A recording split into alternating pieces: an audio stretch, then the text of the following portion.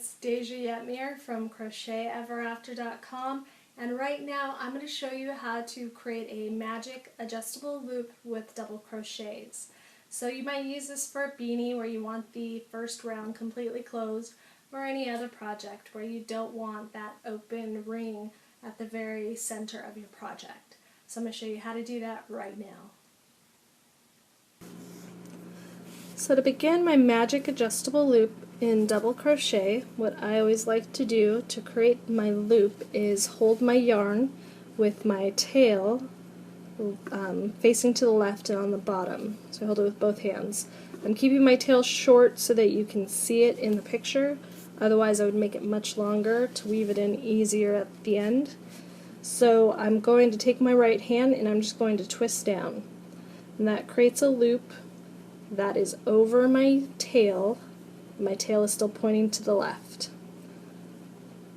So to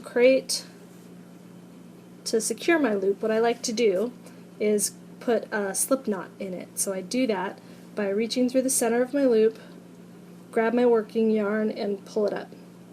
And to keep my loop from flying everywhere as I work, I always grab it with both hands and hold on to it when I'm doing my work so that it doesn't flop around. And I'm going to yarn over and just slip stitch and tighten that down.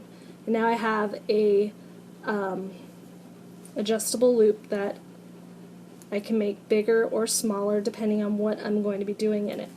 Since I'm doing double crochet and I want a flat piece, I'm going to double crochet 12 times into my loop, and that's just the geometry of creating a flat disc of double crochet. It has to have 12 to lay flat.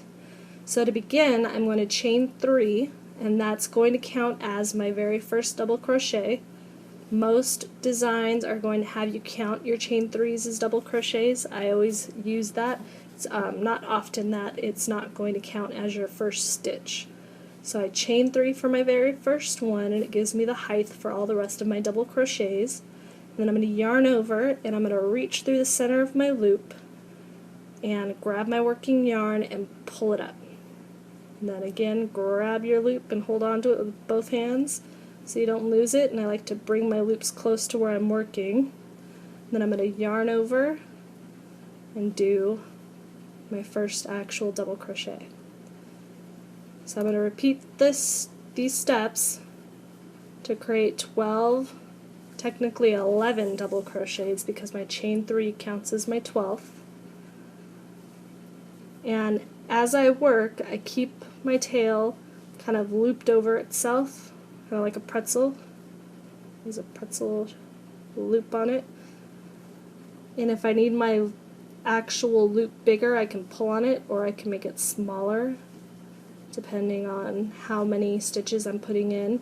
It's not always going to be 12 double crochets in your loop. Whatever your pattern calls for is what you're going to want to do. But if you're designing for yourself and you're trying to make a flat disc of double crochet, you're going to need 12. And if you want to keep it flat, you're going to increase by 12 on every round. And then when you don't want it flat anymore, just double crochet around and around and it'll cup up like a bowl. So I am not counting how many I'm doing, so I'm going to have to stop and actually count these out. Let's see how many I have so far. We have 1, 2, 3, 4, 5, 6, 7, then 8 for my chain.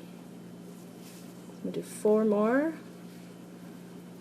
9, 10, 11, 12. Now to create my circle.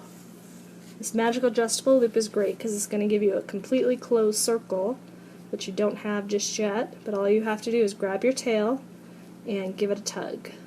And just pull it until you are completely closed in the center.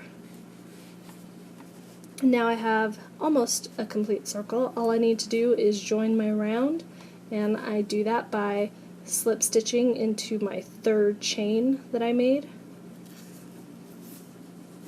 And now I have my completely closed round of double crochets, and you can see it's nice and flat.